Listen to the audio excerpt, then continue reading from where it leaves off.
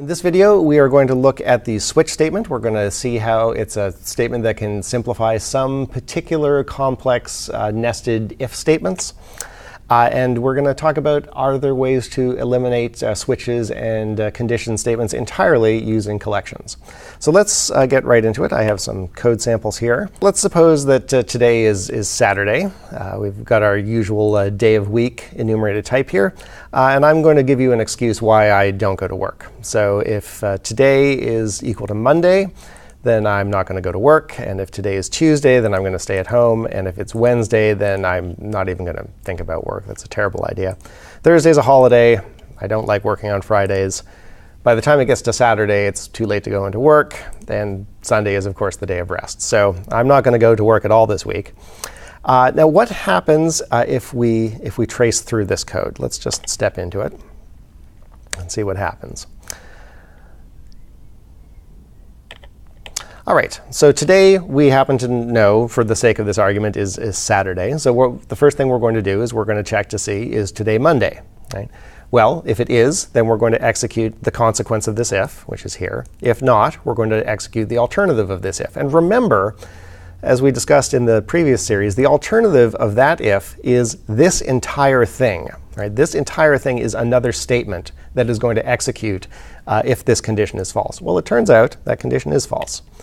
So now we have to check the next one. Well, is it Tuesday? If it is, then we're going to execute the consequence of that if. Otherwise, we're going to execute the alternative, which is this whole thing. Right? And this is going to keep on going. We're going to keep on trying to figure out which one it is until we get to the actual consequence that we want to execute.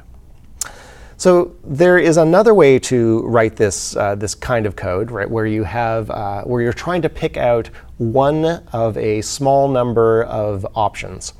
And that's called a switch. And this is by analogy to think about a switch on a stereo that says, well, I want to be listening to my record player or my tape player or my CD player or whatever. And you can tell how old I was when I bought my first stereo by the fact that I'm still thinking about record players and tape players.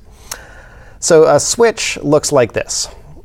We switch on an expression, and then there's a series of cases. So the syntax goes like this. We begin with the switch keyword, and then a parenthesized expression, then braces. Always braces in a switch. Switches are like a try and catch and finally, in that they always have braces. And then inside the braces, a set of cases and optionally a default. The cases can be grouped together. You can see I have two cases here with a bunch of statements relating to them, but they don't have to be. So let's take a look at our example here. Right, so I've switched on today, which is an expression. And I'm going to say, well, the case where today is Monday, I'm going to write, I never go to work. Then I'm going to break. We're going to talk about what that break means in a minute. And then similarly, for the day of week being Tuesday, I'm going to say I stay at home, and then Wednesday and Thursday and Friday and so on. Right? Now, what happens when we trace through this thing?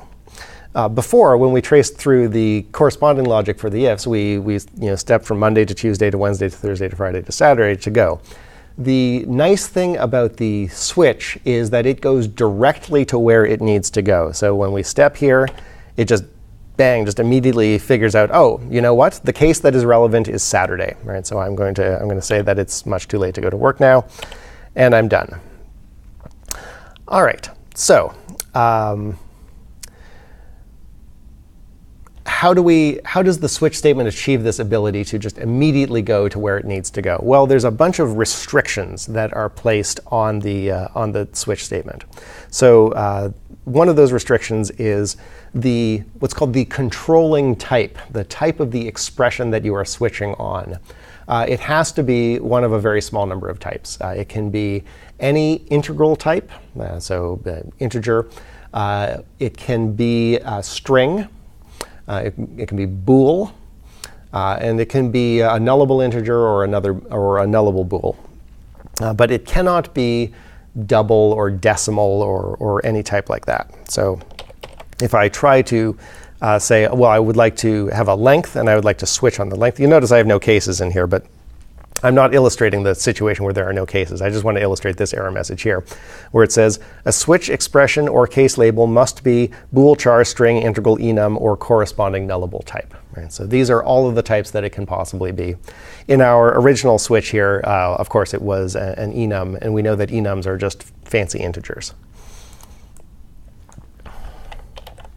The reason why we wouldn't want to switch on doubles is because if you're working with doubles, then typically you want to work with ranges of doubles. Like typically you want to say, well, if the value is between 100, if it's greater than or equal to 100, but it's less than 200, then do this one thing. And if it's bigger than 200 but less than 1,000, then do this other thing, and so on. You typically want to work with ranges when you're working with doubles, not with a specific number of doubles. Also, there are situations in which, due to rounding errors and representation errors and whatnot, you can end up in a situation where you think that you should be branching into the case for the double for 1.0, and in fact, your value is 0.99999999999, and so you don't hit the case that you want to. So for that reason, C# makes it illegal to switch on doubles or decimals or anything other than very discrete things like integers and booleans. The other restriction is that case expressions have got to be constants. So if I try, for instance, to say, well, I'm going to make a variable named Monday, and then I'm going to do a switch, and I'm going to say, well, the case is Monday, right? Well, the case is whatever is in this variable. That is not legal, right? You have to have an actual constant down here. Now, you and I know that Monday does not change between here and here, but the C# compiler does not do the analysis to say, this is a variable. Its value doesn't change between its assignment and the place where it's used. Therefore, I will treat it as a constant. It just says, that thing's a variable, and this code is wrong. If you want that to be a constant, say what the constant is.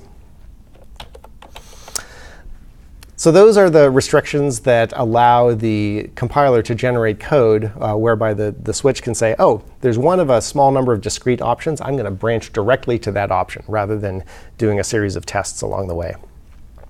So I said I would talk about why there's a break in there. And the reason why there's a break is because it is not legal for a switch section to fall through. And I'll explain what I mean by fall through. So suppose I take this code out here. You'll notice that I get a red squiggly saying control cannot fall through from one case label to another. Right? So in the C programming language, it also has a switch statement. And in C, suppose today had been Monday. Well, what would happen is control would enter the switch. It would immediately branch to Monday. It would say, I never go to work. And then the code would keep running. It would fall down into the Tuesday case and say, I stay at home.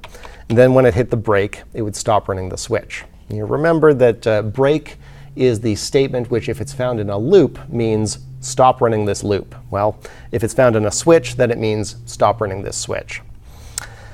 So this feature is super error prone. It is very well known that in C and C++ that you can write switch statements, you can forget to put a break in, and accidentally write completely wrong logic where you run the code that's associated with two cases when only one case was meant.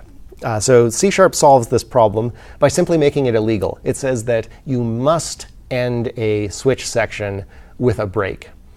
Actually, it doesn't say that. That's a lie. You almost always end a switch section with a break, but you can end it with something else too. You could end it with a return, for example. Right? You could say, this whole method is done, right? And therefore the switch is done. That very rarely happens, although we might see some examples a little later on where I use this technique. Basically, you can put any statement in here that does not cause control to fall down into the case below it. And almost always what you want to do is break. You could also put a throw in there, because, of course, throw also prevents the code from falling down to the next line to execute, because either the program will end with an uncaught exception, or control will be immediately transferred to the nearest enclosing catch. All right, as I mentioned, a switch section can have more than one case label. So if we wanted to, we could say, I want to have the following behavior from Monday through Friday, and I want to have the following behavior for Saturday through Sunday. Right, so we could trace through that.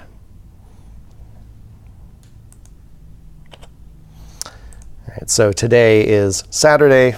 We immediately jump down to this switch section and say, well, it's time to party on, obviously. There is a default label, as I mentioned. And the default label is basically if the expression did not match any of the labels, then it matches the default label. So another way to write the code that I just wrote would be to say, well, for Saturday and Sunday, we're going to do this thing. And for everything else, we're going to do this thing. Right, so we could trace through that as well.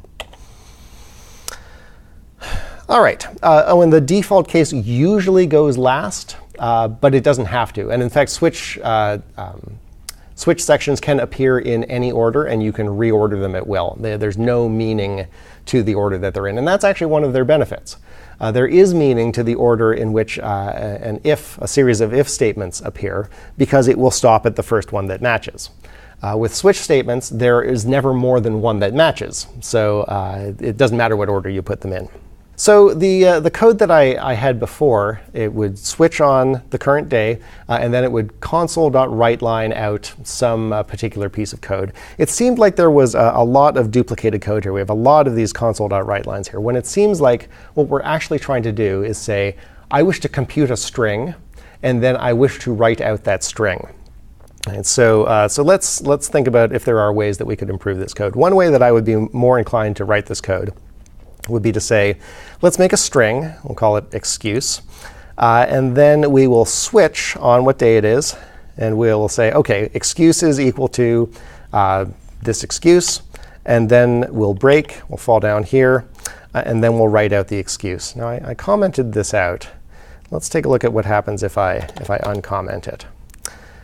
You see, we get a red squiggly error message here that says use of unassigned local variable excuse. And boy, do I get this question a lot. Why do I have this excuse? Why do I have this red squiggly error here? Well, think about it the way the compiler would think about it. It is trying to determine if, in every possible situation, this string, this local variable, has been written before it has been read. Now, you might think, well, I've covered every possible day here. In every case, the local variable is written. All of that happens before it's read, where it's read down here. So why is this an error? Well, remember what we ran into a few episodes ago. I could say today is equal to day of week, Saturday, plus 1, right? And now, comment this out again.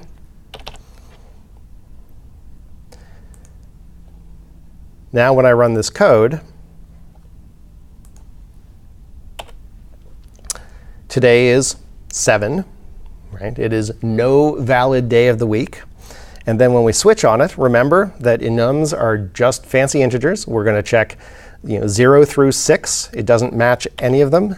And we fall off the end of the switch without any of these cases being hit. Right? C# knows that this is a possibility, right? That it is possible that the enum is of a value that does not match any of these labels here.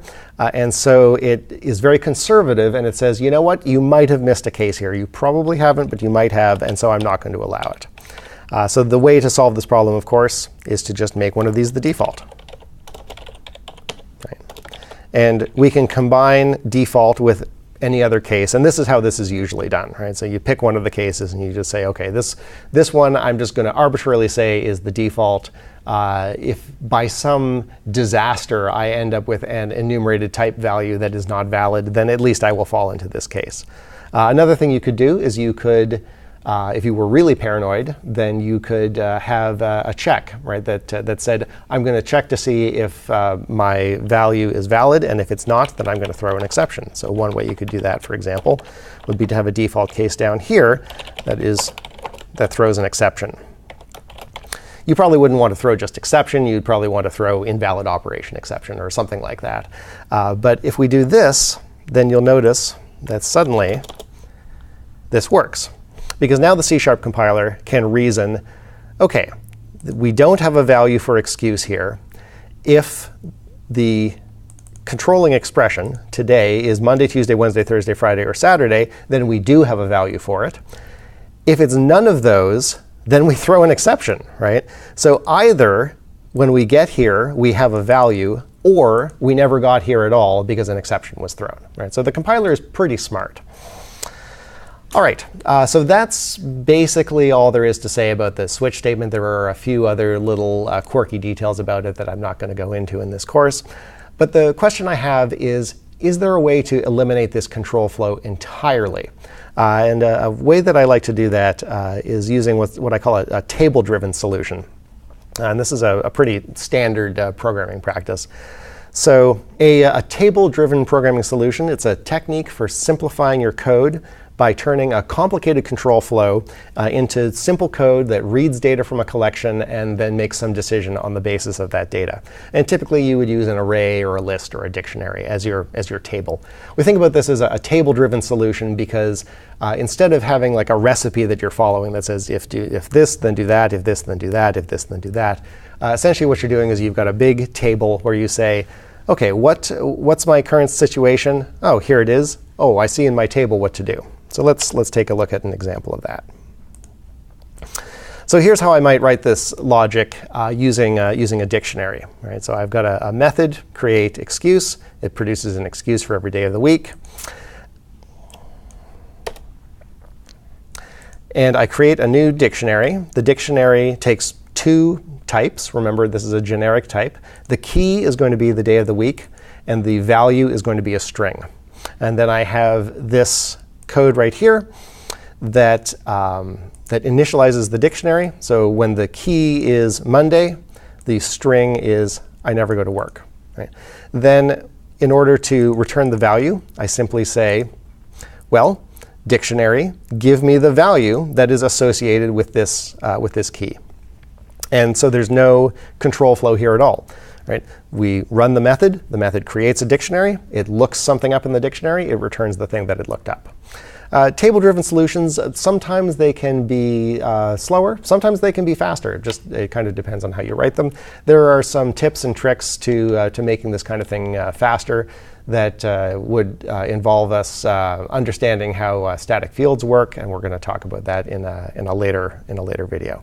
So, summing up, the switch statement is a great way to organize a conditional logic that involves a choice from a small discrete set. It's particularly useful for enums because enums have this characteristic that they are almost always 10 things or some small number of things. Then again, table-driven programming, also a great way to organize conditional logic. And the nice thing about table-driven programming is there's not even anything to step through. You just say what you want to happen when you have a particular condition.